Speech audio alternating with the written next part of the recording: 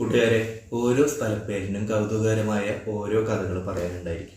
അത്തരത്തിലുള്ള കുറച്ച് സ്ഥലങ്ങളെക്കുറിച്ചാണ് ഞാനിന്ന് പറയുന്നത്. ഇടുക്കി ജില്ലയിലെ കുറച്ച് സ്ഥലങ്ങളെക്കുറിച്ചാണ് പറയുന്നത്. അവിടെ മുമ്പ് ഒരു ആദിവാസി മൂപ്പനുണ്ടായിരുന്നു. തോപ്ര എന്നാണ് പേര്. അയാൾക്ക് 5 മക്കളുണ്ടായി. 5 മക്കൾക്ക് വേണ്ടി കൊടുത്ത സ്ഥലങ്ങൾ 5 മക്കളുടെ പേരിലാണ്.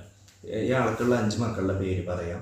പുഷ്പ, നീലി, തങ്കമണി, കാമാക്ഷി, പ്രകാശൻ. 5 മക്കളാണ് ഉണ്ടായത്. ഈ 5 മക്കൾക്ക് ഈ ആള് വയസ്സായി.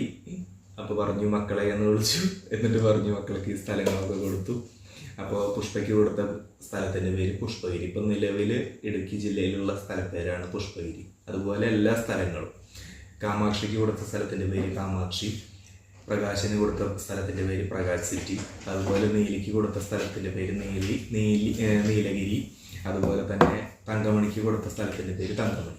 ഇങ്ങനെ 5 സ്ഥലങ്ങളാണ് 5 മക്കൾക്കായിട്ട് ആൾ ഡിവൈഡ് ചെയ്ത് കൊടുത്തത്. ഇതുപോലെ ഒരുപാട് സ്ഥലങ്ങൾ കേരളത്തിലുണ്ട്. അടുത്ത സ്ഥലവും അതിൻ്റെ പ്രത്യേകതയായിട്ട് അടുത്ത വീഡിയോയിൽ കാണാം.